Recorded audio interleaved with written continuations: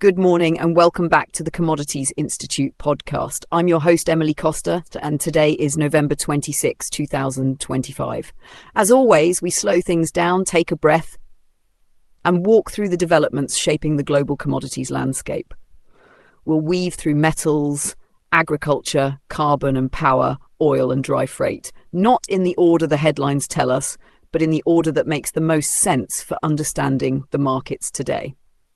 Let's start in metals, because the undercurrent here is particularly significant. China, the world's largest copper consumer, has done something we rarely see. It has tapped the brakes on its own smelting expansion. Industry leaders say the country has suspended plans for roughly 2 million metric tons of new copper smelter capacity. This comes after a year when smelting margins collapsed and treatment charges actually dipped into negative territory, meaning smelters were, in a sense, paying to process ore. This is a remarkable shift. Negative processing fees are a signal of deep imbalance, created when too much refining capacity chases too little raw material.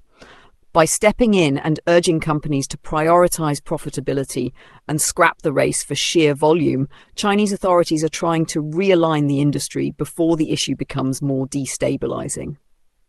But here's the twist. Elevated copper prices earlier this year led manufacturers to substitute aluminum and rethink copper-heavy component designs. Some electric vehicle makers, for example, have already reduced copper intensity compared with 5 years ago. Engineers are doing the same with motors and air conditioners. So this pause in Chinese capacity growth is colliding with a world that is learning to use slightly less copper per unit of output. That dynamic, a supply-side slowdown and a demand-side efficiency trend, will define the tone of the market for the next several quarters.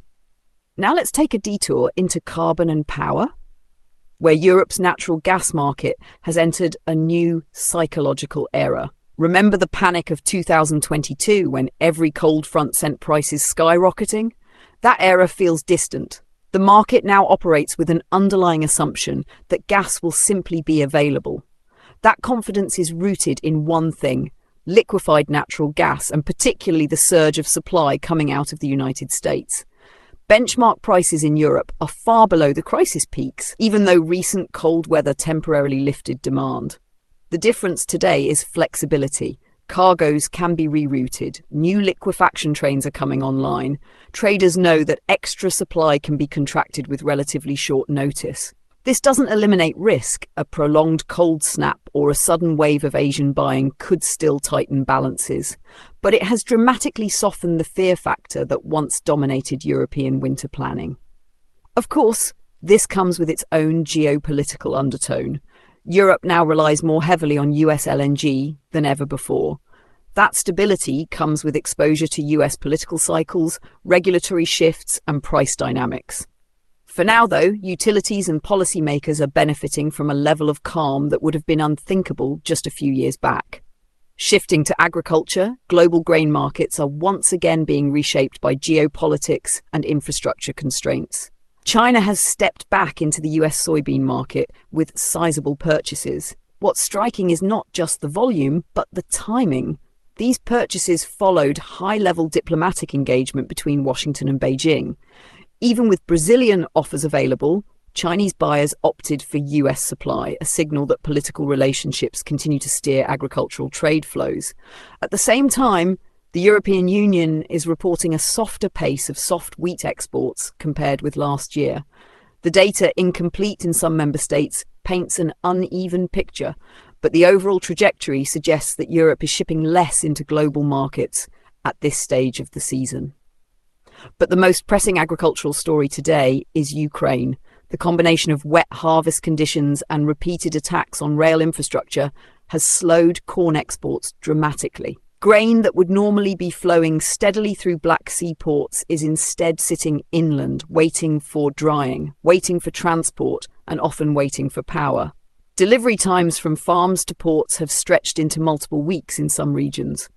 With moisture levels high and storage space limited, farmers and exporters face difficult choices.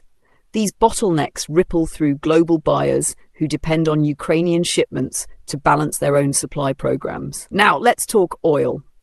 The OPEC Plus alliance appears ready to keep output levels unchanged at its upcoming meeting. But the real debate is not about current production. It's about the baselines that will be used for quotas in 2027. Those baselines determine how much each country is allowed to produce in the future, which means they shape both national investment decisions and long-term revenue planning. It's technical, it's political, and it's often contentious, but it will quietly influence the direction of supply for years. Meanwhile, India has sharply increased its purchases of Russian crude this month.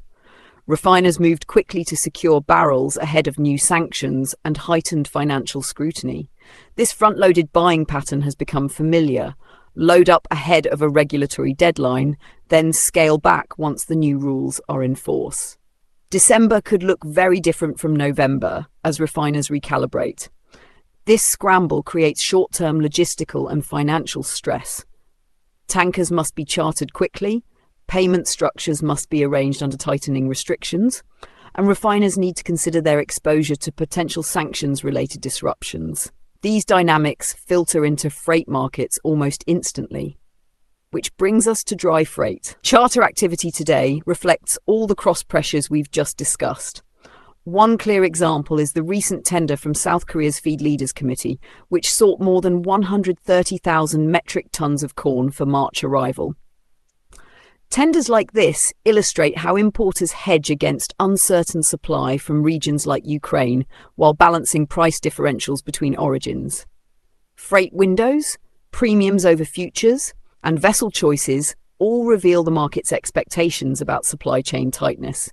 Delays in Ukrainian rail deliveries, surging Indian crude imports, and Chinese soybean buying all affect vessel availability and routing.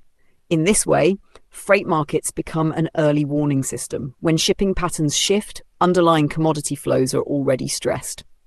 So as we wrap up today's episode, what should you keep your eyes on? In metals, it's the negotiation of treatment and refining charges and how quickly Chinese smelters adjust to the new policy tone. In carbon and power, it's the balance between LNG supply growth and winter demand. In agriculture, the pace of Ukrainian logistical recovery is central. In oil, all eyes are on OPEC plus baselines and India's December buying behaviour. And in freight, watch the tenders. They tell the story before the prices do. Thank you for joining me. If you found this episode valuable, be sure to subscribe, share, and leave a review.